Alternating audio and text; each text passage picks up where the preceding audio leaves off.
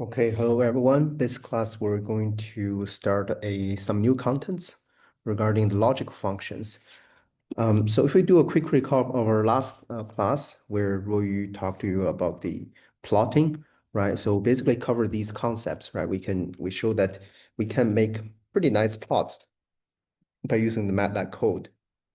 And then we can format our plot. For example, there are some terminologies that can be used in adjusting the format of the plot.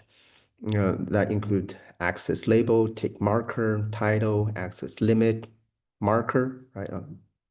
The markers, basically the markers for the lines, right? For the plots, which are the um, basically the symbols for the lines, right? And also the lines. We can change whatever type of line we want to connect the data points. And we show that we can also make subplots to include multiple panels in the plot. And we can also do data fitting, right? There is this polyfit, basically fit the data with the polynomial type of equation or function, and then use the polyval to plot the fitted results. And there are also functions to make the 3D plots. So from now on, we're going to look into more related to the structure of the MATLAB coding. So until now, if you look at all of our examples in the class or the homework problems, we have been using this single structure, right, which is the sequence structure, which is just quite straightforward in terms of our coding. We just start from whatever the program asks us to start, right? The initial condition, and then we do some calculation, manipulation, we make the plot or give some output, right? It's a single line type of coding or structure of our code. And then actually in MATLAB, we can do also different structures. For example, the selection structure. So there could be that, for example, if we want to do some calculation of the engineering process, which relies on the Reynolds number, right? We know that the Reynolds number, it can be in laminar regime, it can be turbulent regime. So in the laminar regime and the turbulent regime, they're going to use different types of equations. So there can be this selection type of structure. And we can also do repetition type of structure. So basically here, this involves the process where we conduct the same type of calculation one by one, right, in terms of the iteration. We can use the iteration to look for the root of certain equations, right, or certain functions, or also if, let's say, it involves the user input. Let's say we have a function, but it needs the user to put only positive value to do the calculation. Then if the user put in a negative value, then it actually goes through the loop to say that, hey, you put a negative value, please input a positive value. If it's another negative value, then you do another loop, right? Until it is a positive value, then we move on to do the calculation. Okay, so these are different types of programming structures. And actually what determines the programming to go to the different branches in this selection type of structure, or whether it keeps looping in this repetition structure, is related to the logical variables, right? Whether that's true or false, right? Depending whether it's true or false. So this involves some of the, I would say, the logical calculations, or let's say comparison operations and so on. So this class, we're just going to talk about these simple, for example, the relational operators, right? And also the logical operators.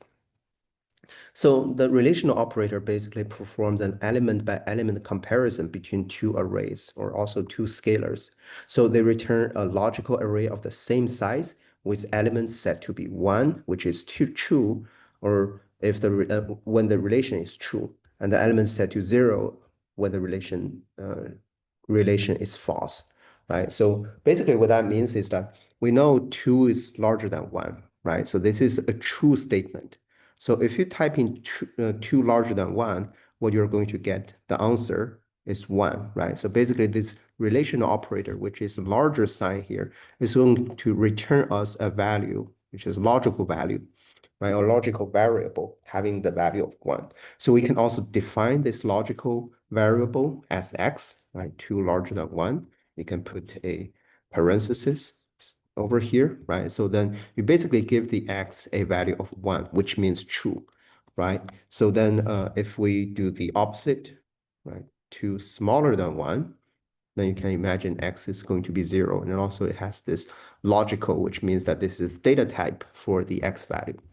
And as it mentions here, the relational operator basically perform this comparison. It's not only comparing these scalars or these values, it can also be arrays, right? So if we define A being 2, 1, and then B being, let's say, 1, 3.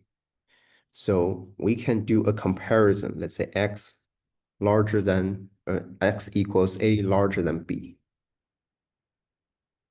Right. So then what happens is that it's going to do an element by element comparison, right? 2 larger than 1, is that true? If that's true, then get 1.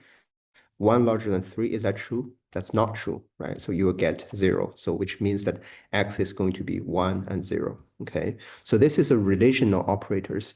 So the relational operators is not only about larger or smaller, it can also be equal. So basically, if you have a let's say A, you can first do some calculation, let's say 4 equals, no, 4 minus 1. And then to test whether A is equal to 3, right? So then we will do, instead of equal, we do two equal signs. Two equal sign basically means, is it equal, right? Compare, is it equal to 3? So we can define AX equals A double equal 3, then x equals 1, right? Which means that this comparison of 3 equals 1 is true, right? So then you can also do, is it equal to 4? Right, that's 0. So these are the relation operators. And actually, these can be quite helpful when we are dealing with data sets or we're trying to filter out some data sets. Okay, so as I have mentioned, there can be less than, greater than, equal to, right, or not. So basically, if you so now since we know that x is equal to 0, right? So we can define a not of x, right? Which means that y is equal to 1, right? So this is not true, which means false. So it's sort of like binary. It's either true or false. And in terms of the comparison, it can not only be greater than or less than, it can also be less or equal to, great or equal to, or not equal to, right? So basically, here you have equal to, right? So let's say we have the A value being 3, right? So is A not equal to 1, right? It is not equal to 1. So A not equal to 1, basically this comparison here will return you a value of 1, which means that it's true. Okay, so why do we need these? We actually can use these binary or use these, let's say the logical results, logical variables to basically select data of different ranges or has different properties. We'll show with an example later on. All right, so basically we have been dealing with this logical data type, right? Either 1 or 0, right? Output as 1 or 0, the data type is logical array. Depending on whether you compare the scalar values or the array values. So 4 less than 5, right? That's equals 1. 4 is less or equal to 5, also 1. For bigger than 5, 0. For large or equal, bigger or equal to 5, 0. For not equal 5, that's 1. Okay, so there's one thing that we also need to pay attention in MATLAB is that, as I mentioned before, the MATLAB has these round-off errors, right? Because for a lot of the calculations, they actually use the Taylor series expansion to approximate the values. So, for example, we know that the sine of pi, theoretically, in mathematics, sine of pi should equal to 0 because sine of pi equals sine of 0, which is 0. Right? But as a matter of fact, in MATLAB, since it's using the mathematical approximation method to calculate the sine of pi, so it has these round-off errors, which is not going to make it 0. But although it's a very, very small value, as we can see. So under this situation, if you compare sine of pi, say, is it equal to 0? Then it's going to return you false, right? Basically, it's not 0, mainly because here you still have something, right? So this is something that we need to pay attention because basically MATLAB has this round of error. And under this situation, if you want to do a similar set of comparison, we should be using sine of pi or the absolute value. of sine of pi, is it smaller than, let's say, e to the power of 10, right? Because I mean, 10 to the power of negative 10 is already a very, very small value. So you know that it's basically zero, right? So if it's smaller than this value, it means that it's already zero, right? So then you would return a value of 1 here, which means it's true. So basically, um, we just need to know that there is this round of error. So sometimes, although mathematics will tell you that these two are equal, but in MATLAB, these two are not equal. Okay. So in addition to these relational operators, there's also the logical operators. So what the logical operators means that basically you can have the AND operation or operation. So what that means is that if you have a true, uh, let's say, logical data type of the logical value of true, and the other statement logical variable of false, and then if we AND them together, right? So this statement and that statement. So one example can be 2 larger than 1. We know that this is true, and to 3 larger than 4. So we know that this is true, right? It's going to return you a value of 1. And then 3 larger than 4 is false, right? It's going to return you a value of 0. So 1 and 0 will return you the value of 0. Okay, so you're only going to get a value of 1 when using the AND operator when all of these statements are true, right? So 2 larger than 1 and 3 smaller than 4, you're going to get the value of 1. There's also OR, right? So OR, in order to let OR to give you a value of 1, right? You just need either of them to be true, right? So for example, 3 larger than 4, we know that this is false, but since 2 larger than 1 is true, so you're going to get the value of 1, right? So it's and or, and there's also not. Basically, you have this sort of the tilde sign, right, in front of the logical value.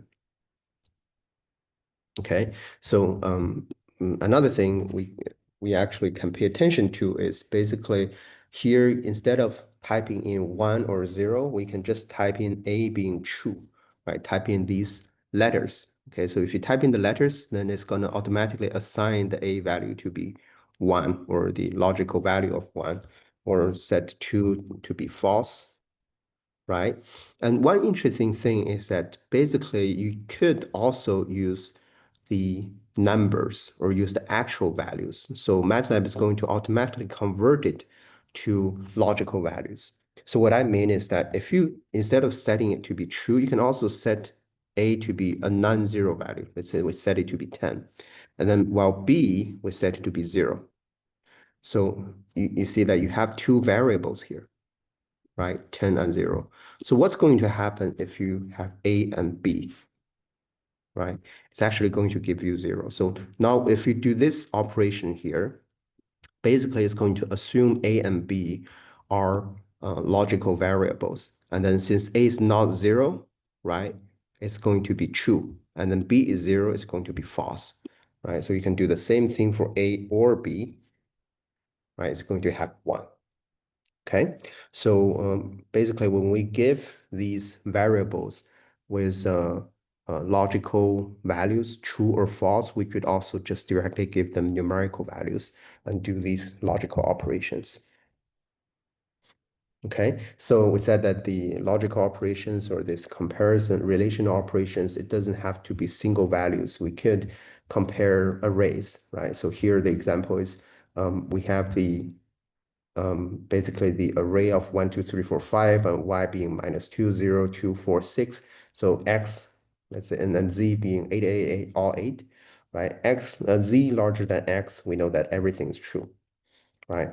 And then z larger than 1, everything's true also, right? X larger than y, so it's actually here is the last two elements are going to be wrong, right? False. So you have 1, 1, 1, 0, 0. And then or x larger than z, x larger than z is going to be 0 everywhere. So you basically, your trying to do an OR operation of 11100 and 00000. So since it's OR, you're going to have 11100. Okay, so basically these operations can be applied onto arrays as well. So then what's the sequence, right? So we talked about relational operations, and then these basically the logical operations, right? So what is a priority, right? So if we happen to have, let's say, 2 plus 3 larger than 4, so is it going to conduct 2 plus 3 first, or is it going to do 3 larger than 4 first and then return you 0 or 1, right? So it's actually an arithmetic calculation goes first, and then it's a relational operations. And after that, it's a not operators. And after that, it's going to be and, basically the and operators evaluated from left to right, which are the logical operations. Right, the logical operators are evaluated after the arithmetic and relational operations.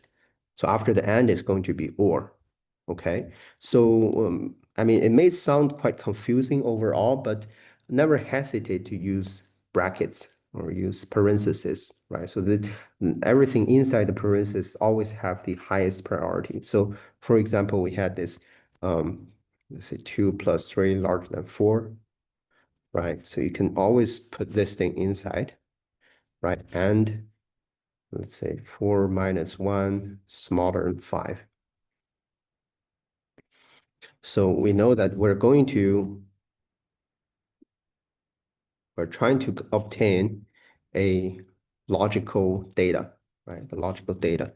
And then it's a result of this AND operation. And inside the AND operation, you have comparison or the relational operation, right? So this one is going to give you a value of 1, which is true, and this one give you the value of false. So if you AND together, actually 4 minus 1 smaller than 5 is true, right? So both of them are true. And then if you have the AND together, you're going to get a value of 1. But basically, by having the parentheses here, you prioritize certain calculation, right? So that you can get the final answer you want. Okay, so these are the, I would say, the logical operators and the relational operators. And then here we want to introduce the logical functions. So logical functions basically will use the relational operators and logical operators to obtain some results. So the most widely used logical function is actually the find function.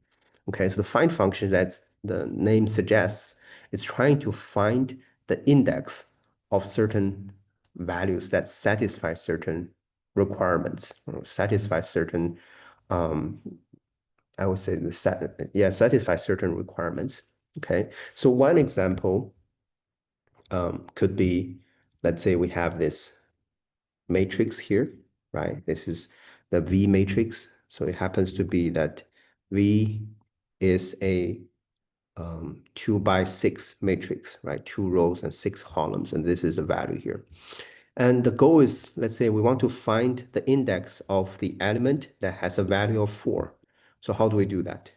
Just use find V equals 4. Okay, so you see that it returns a value of 11. So what does 11 mean? Right? So there's no 11 rows or no 11 columns, but remember earlier in the class, we mentioned that if there is not a specified row number or column number, you just count the elements vertically, right? One by one. So column by column. So basically the element 11 is going to be 1, 2, 3, 4, 5, 6, 7, 8, 9, 10, 11, right? So this is basically the index of the value that has index of the value in this matrix that has the value of 4, right? So to test it, you can also do V of the V matrix that has an index of 11, right? You can see that it's indeed 4. Or you could also specify the row and column number. So for example, use it in this way. You can just do A, B being find, right? V equals 4. Okay, so it's going to tell you A equals 1 and B equals 6, right? So in this way, you can also do B 1, 6, right? Instead of using 11 and find out that this value is 4. Okay, so this is the find function. And then let's just make this a little bit more sophisticated, right? So let's say that now we have this V here being a set of sensor data. So now you could have basically 3 sensors, right? The column represents different times, right? Minute 1, minute 2, third minute, fourth minute, fifth minute, sixth minute, right? This is sensor 1, 2, and 3.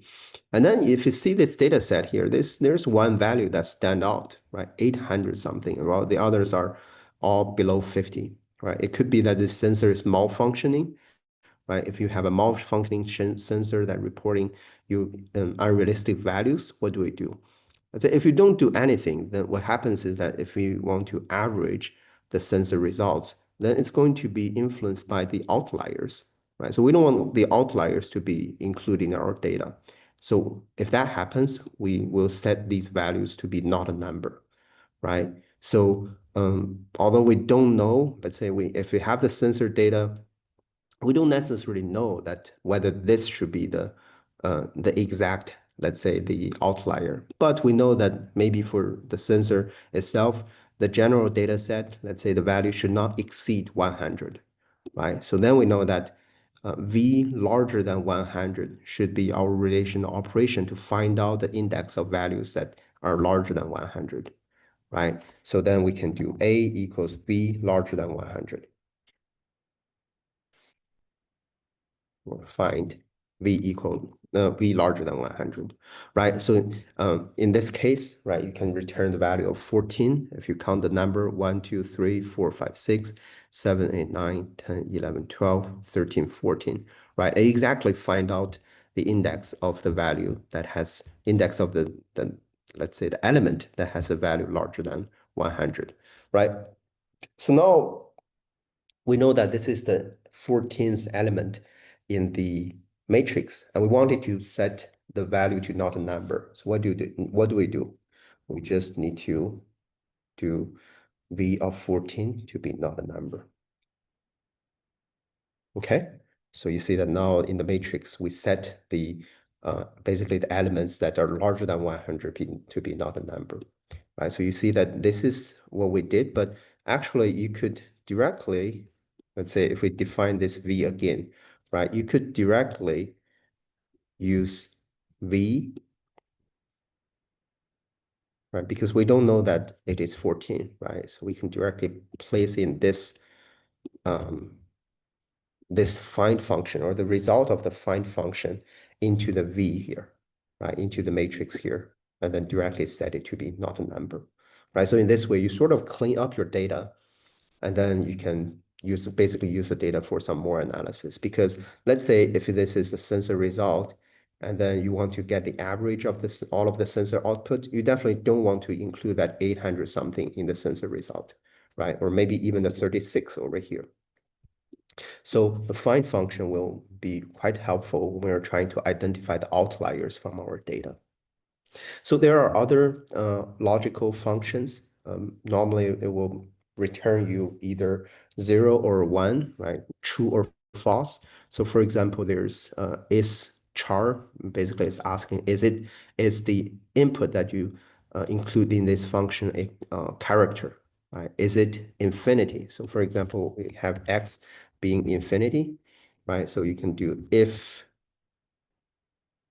and f, or is in f x is going to return you a value of 1, right? There can also be is and the n. So for example, we did v of 14, right? We made the 14th element of v being not a number, right? So then it's going to check, is it not a number? It is, right? But if you change it to 13, it's not a number, okay?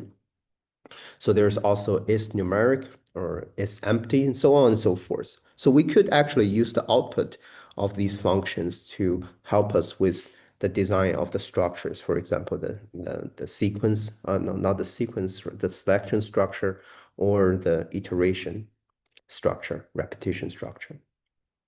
Okay, so as I said, the find function can be quite helpful when we're dealing with larger data sets.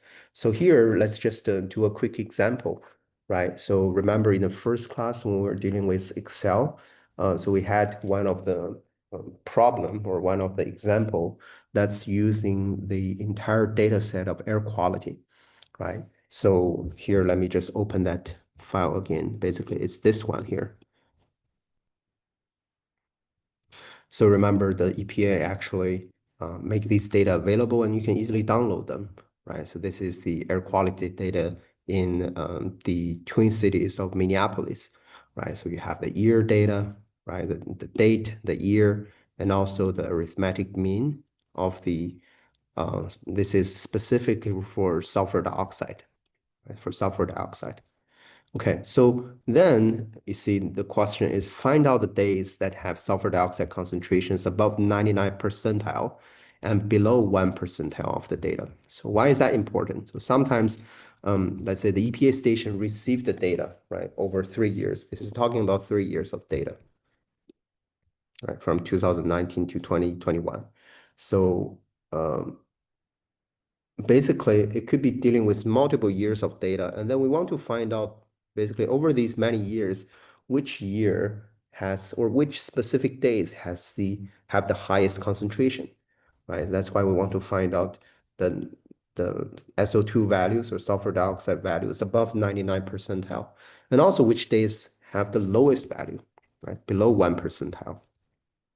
So we could quickly make the plot, right? So this is the date, and then we can make the y-axis being the arithmetic mean, and then you can insert, right? This is the concentration. And so you see that there are a few days that have really high concentrations. It's likely going to be these days that have higher concentrations.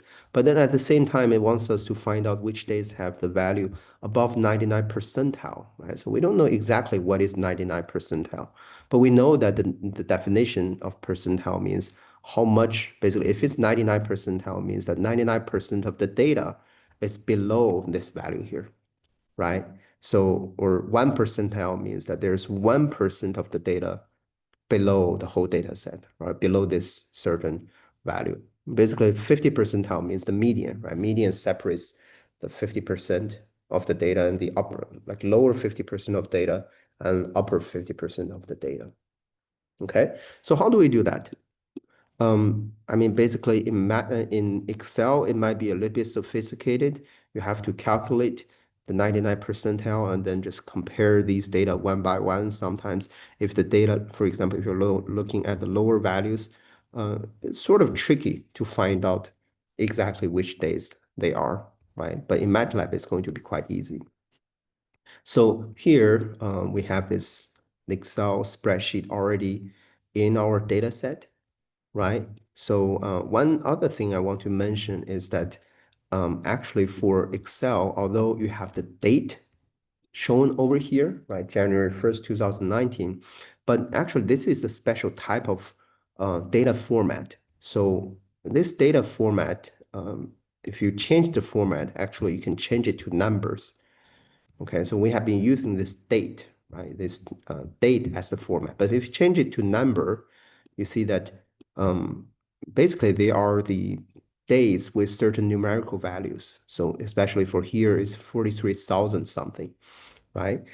So the reason why it has 43,000 and basically every day you have this value here increasing by 1, right? So this is 4 jumping to 7, right? Increasing by almost increasing by 1, right? So you can change the data format, right? For example, you can format the files and then go to date again, right? You see that is converted back to the normal date. So basically, this is how Excel stores the date values or stores the date data, right? So it uses this longer number here. And this longer number actually represents how many days have passed since January 1st, 1990. Okay, so this is how Excel record the date. Unfortunately, MATLAB doesn't record days in this way. Okay, so MATLAB record the days counting since January 1st, 0000. Okay, so overall, which means that for these two different types of dates, if you convert them to numerical values, they're going to be separated by around 693,000, right? So which is a pretty big number here. Okay, so then basically when we import the data of the Excel, especially the date data into the Excel, we have to find a way to convert the Excel date to the MATLAB date. Okay, so let's close this file here and then let's try to import this data. So basically here you can double click.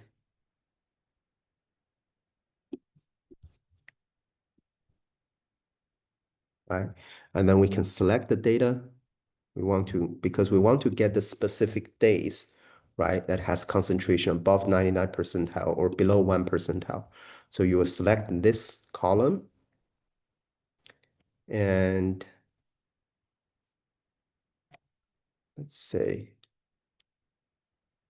yeah, this column and this column, arithmetic mean, right? So you can see that also when we import the Excel spreadsheet, there is this first row being the title, right? Or being the variable name. So you can actually specify which rows are the variable names. So right now it's set at 1.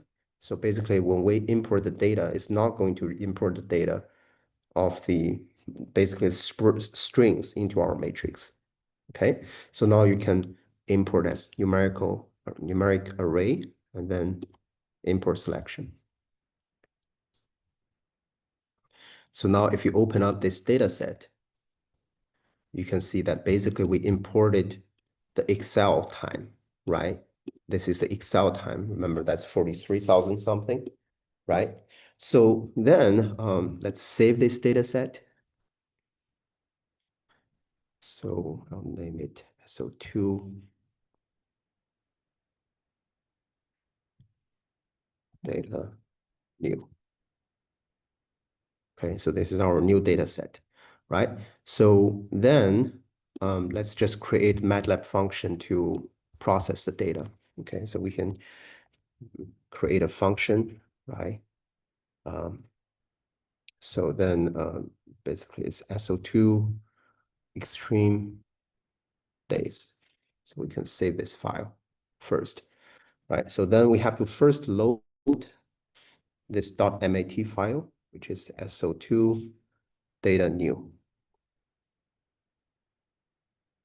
right? And inside this data, we know that the data is going to have, or the variable, or the data set is going to have a variable name of class 8 SO2 data, right? So if you just clear everything, right? So if you basically try to load this file, you see that the file or the data set loaded or the .mat file loaded has a variable name of class 8 SO2 data, right? So we can just rename it as data over here, right? So the data here is going to contain what we just imported from the Excel spreadsheet, right? This is a date. Remember, this is in the Excel date format. And then this is the arithmetic mean of the sulfur dioxide that's being measured.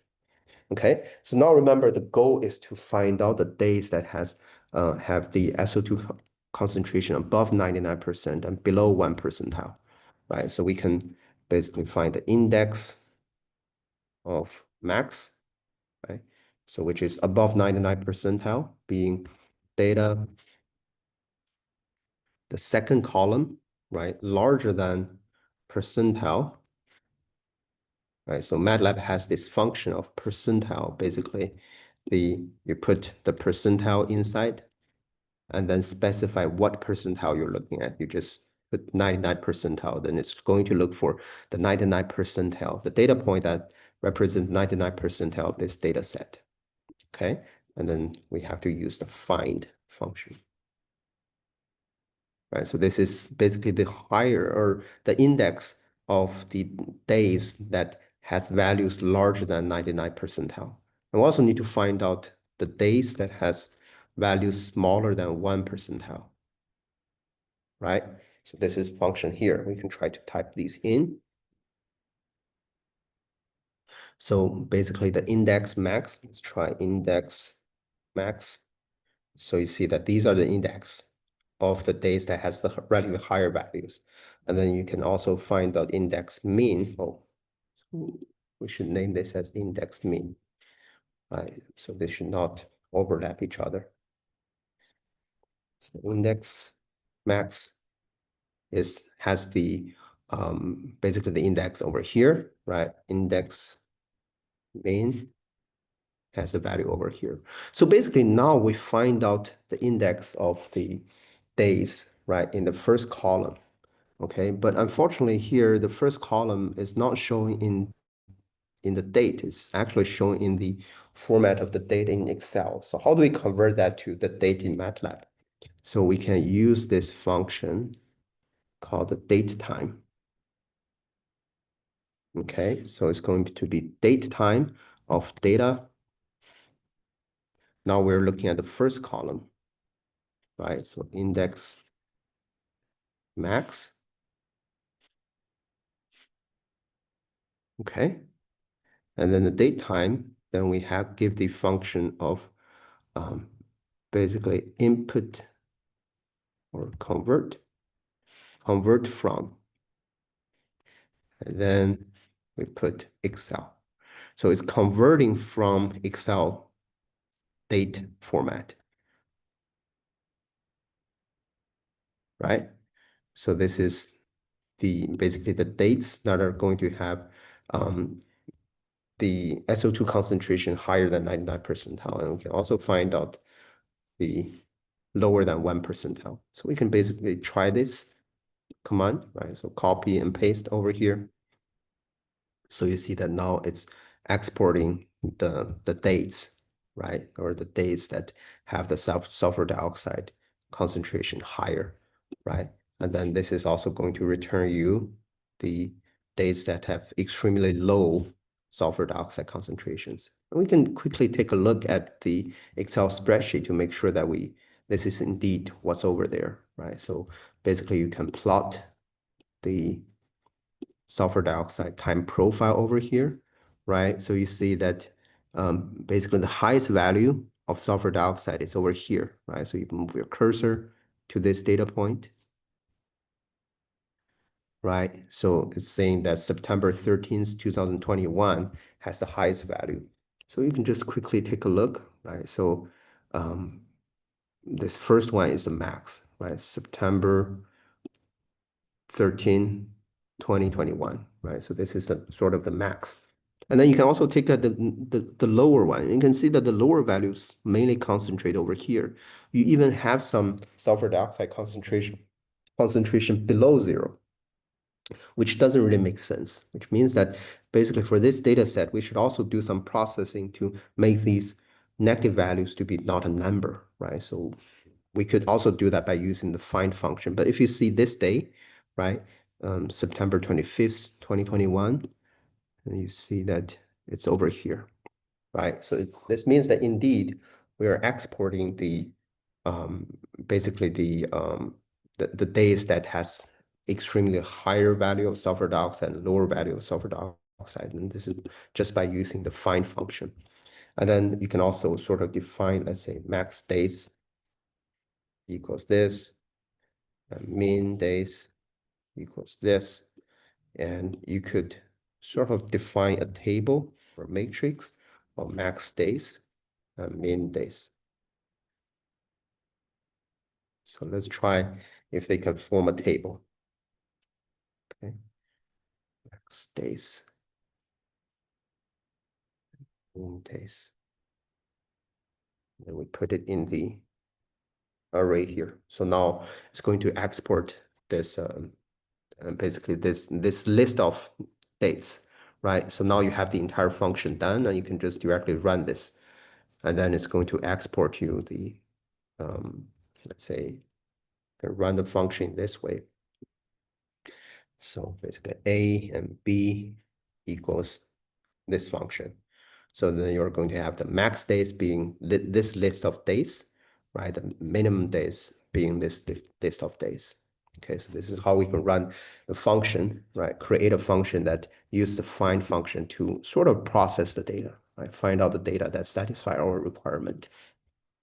Okay, so basically here we learn several things. So first we can use find function to find certain set of data. We learned about the percentile function, right? It's helpful when you're trying to find, let's say, the data or the data point that represents, let's say, 99 percentile, 1 percentile, or 20 percentile, 80 percentile, and so on and so forth. We learned about the data format, right? So basically Excel shows the, not data format, the date format. So the Excel show date based on how many days have passed since January 1st, 1900, right? Well, for MATLAB, it counts how many days have passed since January 1st, basically 0000, right? So this is a major difference, and that's why we need to use a date time function to convert the date from the Excel date format. And of course, we can do more processing. For example, we can basically make or find out the days. Let's say, should be not a number, or let's say negative, right? Being find data second column smaller than 0, right? And further we make data second column, right? Index negative being not a number, right? So this can basically clean up the data because we know that the negative concentration of sulfur dioxide doesn't make sense at all, right? So in this way, we sort of remove the data that has a negative value, right? So then you can run this function again, and then you can find out that the index that has the max days and the minimum days are going to change, right? So then run this. And then you're going to have a new set of data. Okay. So yeah, I think basically this example shows us how we can use the find function to deal with the data set. And this is one, I would say, another example problem that basically we can use the find function to process the data. So this is about the sea ice area in the Antarctic continent, right? So basically during the summertime of the Southern Hemisphere, which is the sort of the winter time or the fall time of the Northern Hemisphere, right? This is showing you the data of September, right? Or February. February is the summertime of the Southern Hemisphere. You can see that the sea ice is being melted away, so you don't have ice over here, but during the summertime of the Southern Hemisphere, you have more sea ice here.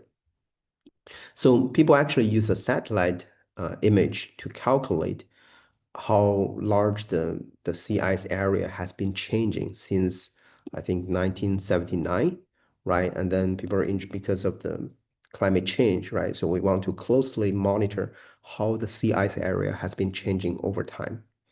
Okay, so I think this is the data set. And then I also converted the data set into this Excel spreadsheet. You can also access it from the Blackboard, right? So the same thing for this data sheet is already in the Blackboard under the course documents. Okay, so this is the data set that's shown in the Excel. Okay, so if you see what this problem wants us to do, basically we obtain this data set, right? This is normally from the NOAA. And then it wants us to do some plots, right? So first, plot the September values and February values versus the year, and add a line representing the average sea ice of this time period of 3.04 million square kilometers for February and 18.79 million square kilometers for September. So basically, it wants us to plot the data, right? The fluctuation of the sea ice area, and also plot sort of a horizontal line as a reference, right? As a comparison. This is the average of 1979 to 2010. And then you see the list or the data is from 1979 to 2016, sort of showing you the average over here. And then we can do some comparison for the later years. Okay, so how do we make the plot, right? So before making the plot, we have to first import the data, right? So we just open up this Excel spreadsheet here, right? You can select these three, right? Further, we identify the variable names are in row 1, and then we make it numerical matrix, right? So here, this is not date, it's only year, right? So we don't need to worry about date format. So then we can import it. So the imported matrix file, right? So has a name of CIs extend 1979 to 2016. You can open this up, right? This is a data set. And then we should, it looks like the first row is indeed imported. So let's see again. So I will delete this one, and then open up the Excel again. So we selected all of these, right? And we convert it to numeric matrix. Well, actually, we should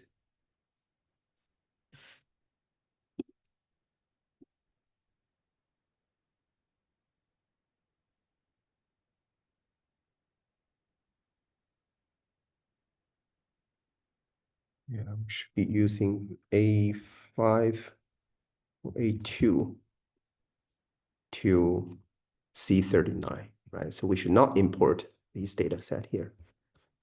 And then we make it to be numeric matrix. Looks like we cannot. Or replace unimportable cells with not a number, and then export.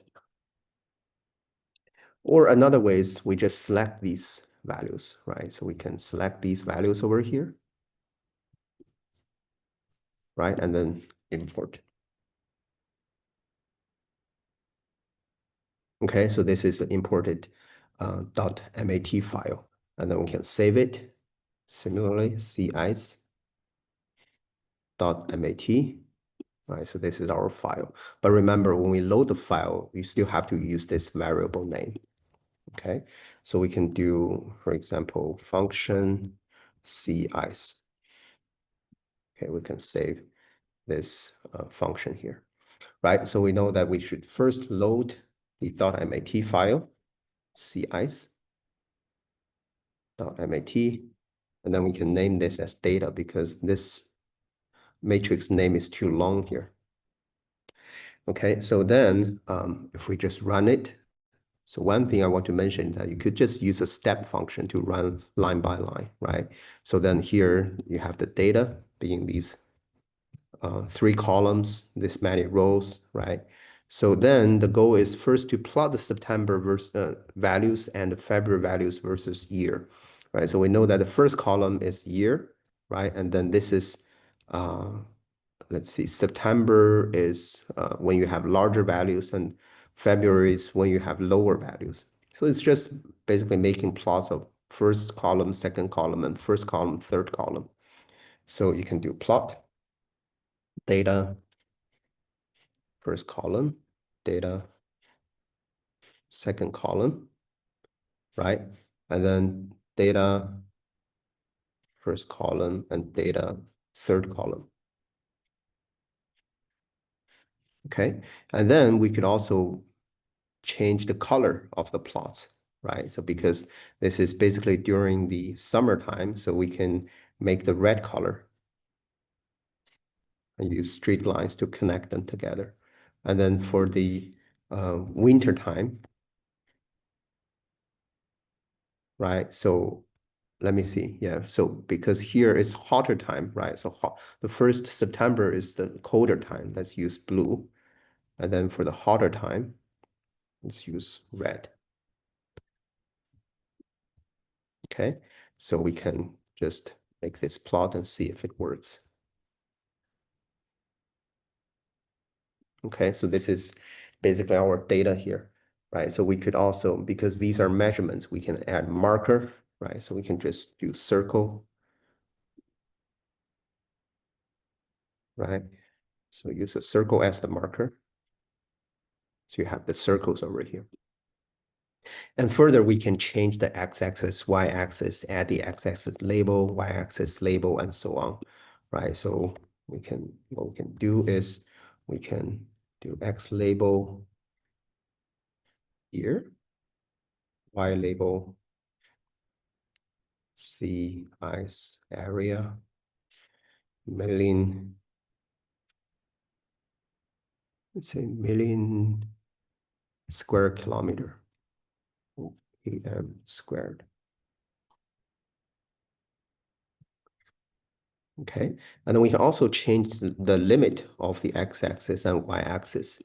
So we can, x-axis, I think it's okay, right? So sort of in the middle, but the y-axis, we can make it to be from 0 to 25.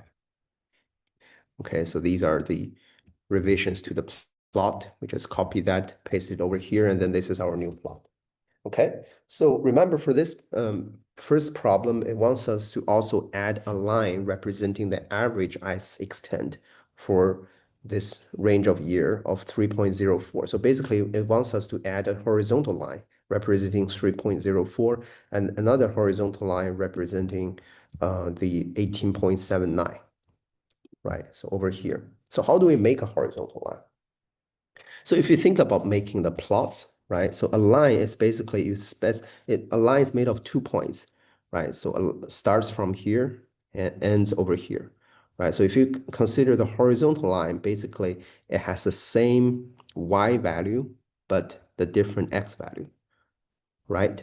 So then we can just plot and we know the y value of the plots, right? It's 3.04 and this 18.79. We just need to specify the x value, which can be 1979 to 2016, right? So we just can directly make the plot, right? So we can plot the x value 1979, 2016. Right, so y value. So first, let's do 3.04, 3.04. So these are the two y values. And further, we know that we're trying to plot the lower ice area, right? So it should be the red color, but now since it's a horizontal line, it doesn't mean anything, right? Let's use a dashed line. And then a similar thing we can do, and also it should have the color of red. Similar method, we can do the upper line there during the September year, right? So 2016, and then it's going to be 18.79 and 18.79. And then for this line here, it needs to be color blue. And then we hold off. So this is our figure. Just add this line in. We forgot to do the hold on and hold off. Okay, so we can just close this figure and then make a new one. Copy everything here. Run. So now you have this plot here, right? So you can see that just based on how the data looks like, you will see that basically before the year 2000, it has been quite steady, and then it's having some anomalies, right? It could be associated with the climate change, that you're having more basically abnormal values of the sea ice area. But is the sea ice area indeed decreasing? I would doubt it, because here you see that for some years, the sea ice area is actually higher compared to the years before, okay? So basically, climate change could mean a lot of different phenomena in terms of different ecosystems or different climate zones. Okay, so this is the first problem. And then the second problem wants us to use the find command to determine which years exceeded the average September values. So we can just use the find value, right? So basically, we can use the index of September being find. So the data of the second column larger than let's say exceeding the average of September. So it will be larger than 18.79. Right, so the same thing for the index of February, right? Smaller than 3.04.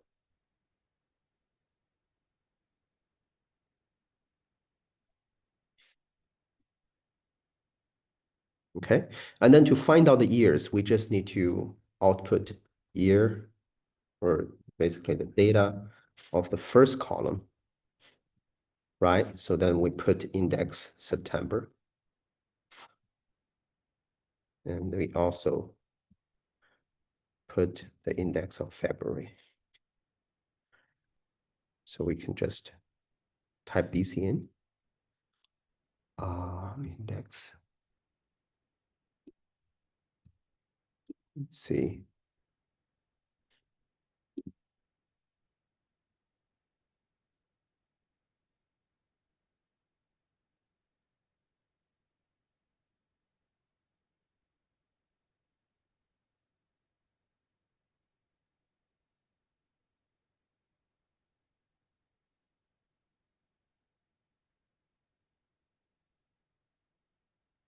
So we have the index.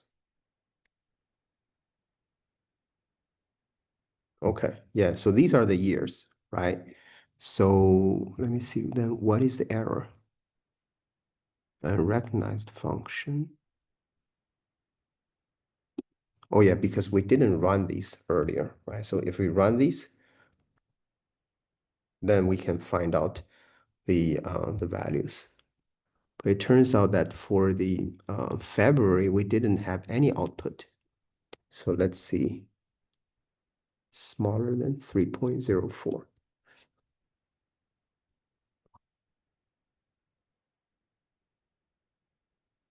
Oh, basically we should be using the third column, right? Instead of the second column.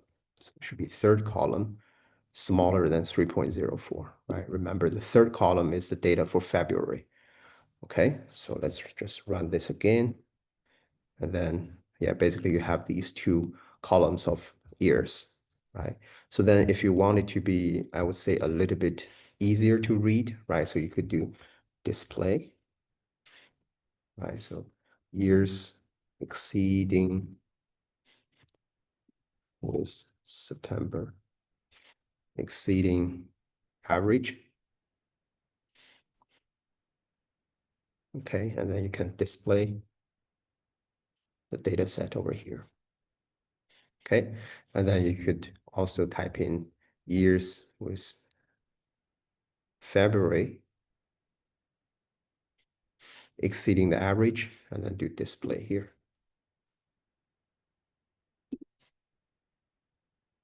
Okay, so then if you run these 4 lines, you're going to see these outputs, right? So years with September exceeding average, then you have the list. Years with February exceeding the average, you have the list over here. So now this is how we can work out our code. This is basically in the debug mode, right? So if you want to directly run the function, you save it, run. Right? This is the plot, and also this is the answer, right? So problem 2 and problem 3. Okay, so basically for this example problem, again, we used the find function, and we also basically using find function, we sort of revisit how to make the plots, use the hold on and hold off function. And also we sort of tested this display function. So you can see that we can export, or we can generate some output from the function, right? When we're trying to print the data out. So you can see that basically here the data is shown in the, let's say, in the vertical way, right? It's also in different lines. So there are ways that we can show the data in the same line or specify the format of the data. And we can try to cover that in, let's say, in our class on next Thursday. Okay, so actually there are going to be these 2 slides, but due to the time limit, I won't cover them today. Okay, so then we can use the rest of the time to talk about the flowcharts and the pseudocode. Okay, so basically when we make the plots or when we make the functions or type in the functions, right now we have only used the structure of the sequence. But later on, when we deal with more sophisticated structures like the selection or the iteration, it is always better to have sufficient comments, right? Or even have a diagram to show how our code works, right? Of course, try not to learn from what I'm doing here, because theoretically, to educate yourself, you always want to put comments for each line of the code. Although it may sound quite, or it look quite obvious to you right now, but later on, if let's say after 2 years, and then you revisit these codes again, you will actually appreciate that you spend the efforts on basically adding the comments to the codes. Okay. So basically for the flowcharts and pseudocode, or I should start from the pseudocode first, right? So for simple problems, pseudocode may be the best for planning, for the planning approach, right? So basically in the pseudocode, what you do is you just outline all the steps for the function. So for example, here, what are the steps? You will first load data from Excel, right? And second step, save data as .mat, right? Third step, load.mat file, right? Fourth step, make plots of September and February. And fifth step, make plots of average for September and February, right? So basically we type in these comments, right? We couldn't do much for the first two because they're done outside this function, but then you could load the MATLAB file over here. You just copy or type in the code over here, right? So then you will make the plot of the September, February over here, right? And then you will move the horizontal plots over here, right? So these are sort of the pseudocode that give you an outline of the program so that you know what you're doing for each of the steps, okay? So after we make the plot, like for question B, we wanted to do basically find out the index of extreme values, right? So then these are the lines of codes over here, and then display results. Okay, so this is a pseudocode. So basically, you type in the comments first, and then start to fill in the code or scripts into the function, right? So another example could be earlier, like we wanted to convert the velocity from miles per hour to foot per second, right? So the output should be the table with a title, and this is the outline, right? We first want to define the vector, right? We want to convert the mile per hour to foot per second. We combine these two arrays into a matrix, create the table title, right? Type in the title, display the table. So then you convert that into the comments, right? With the comments, you can start to fit in the scripts, right? So this is what they call the pseudocode. So these are, I would say, just comments that are not being run in the MATLAB code, right? So this is sort of simple. It can be applied to, I would say, most of our problems that we're dealing with, right? But then for more sophisticated problem, like earlier when I mentioned that for different Reynolds number, you might have different selection structure that you're going to use different functions, right? Or other sort of the dimensionless numbers. Let's say lower temperature, you have this reaction rate, or kinetics rate, right? Higher temperature, you have another kinetics rate, right? Kinetics function. Then you can basically have these different selections, or you could have different iteration processes. So then we're going to use these flowchart. Can be helpful for us to code, right? So the flowcharts or flowcharts combined with the pseudocode are especially appropriate or for more complicated programming tasks. So you create a big picture for your program graphically, and then convert your project to pseudocode suitable to enter into the program as comments. Okay, so generally for the flowchart, though, there are just four symbols. You have the oval representing the beginning or the ending of the code, right? Then you have the parallelogram to indicate the input or output, right? For example, if you want the user to input certain value, or if it's going to print the table out, right? Or print some values out. A diamond indicates a decision point where when we have the selection cases or iteration cases, then we're going to deal with diamond. And then for the a rectangle, this is a calculation, basically the simple scripts that we do, add, multiply, so on and so forth. So if you convert our pseudocode of the previous problem into a flowchart, then you're going to have start, define the vector, calculate the vector, combine into table, display, and end, right? It's quite simple. Okay, so here, this is the final example. It's trying to create a function that basically can represent the sin C function, right? So it has two different definitions, but the problem is that the sin C function at x equals 0, although it has a limited value, because you can see that x equals 0, so denominator becomes 0, right? But at the same time, according to the L'Hopital theorem, you know that this is in calculus, right? So you take the when you have both terms approaching 0, then you take the derivative, right? So it's actually equal to the ratio of the derivatives. So you have cosine x at x equals 0, and then x take the derivative, right? You get 1. So it's going to be 1 over 1. So actually the sin C function at x equals 0 should be 1 instead of not a number, right? Because if you do sine 0 divide by 0, you see that it's directly not a number. But when you put in sine of, say, 0.00001 over this same value, you see that it's 1, actually, right? So basically, it wants us to create this function that can bypass this problem of x being at 0, and then the function returns you not a number, okay? So you can create this, basically the flow chart here, right? Convert it into the pseudocode. Basically, you create your own sin C function. You first find the index of the elements of x close to 0. So basically, that's the input, right? That the input that the user can put into the function. And then you just use the find. So find the x value really small, being close to 0.001, and then you get the index, right?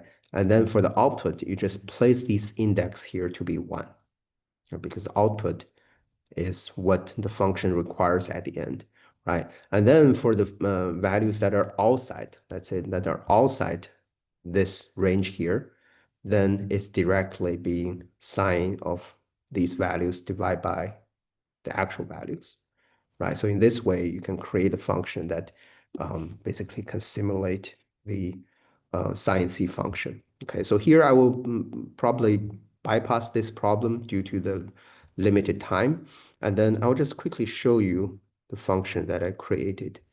So it's going to be here, sin C, right? So then I can copy this or cut this.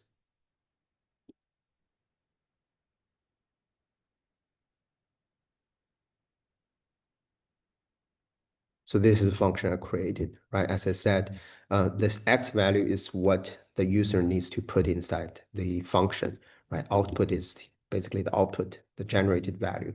So we first find out, because x can be an array, right? So we will first find out which value or which element has a value that are really close to 0. So if the value is really close to 0, then we directly set these elements to be 1, or the output corresponding these elements to be 1. And then for the other set of the input, right, that are bigger than 0.001, we just directly use this function. Okay, so this is the function, and then you can basically try it of x.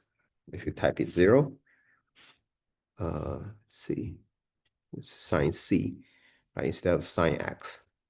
So it directly gives you 1. And you can also plot, let's say, x being the range of 5 to separate by 0.01 to 5, basically -5. And then we put these as the input of the sin C function that we created. And then we make the plot. And this is a plot, right? So you can see that at x equals 0, you don't have not a number. It actually has a value of 1. Okay, so this is how we can use the flowchart and pseudocode to help us with some of the program. But again, here we're only dealing with the sequence structure, right? So in next class, that Manisha is going to teach, basically she's going to show that how we can use these pseudocode or the diagrams to help us create selection structure or the iteration structure. Okay, so that's it for this class. And sorry I couldn't be there to teach in real time because of the internet issue. But let me know if you have any questions. Thank you.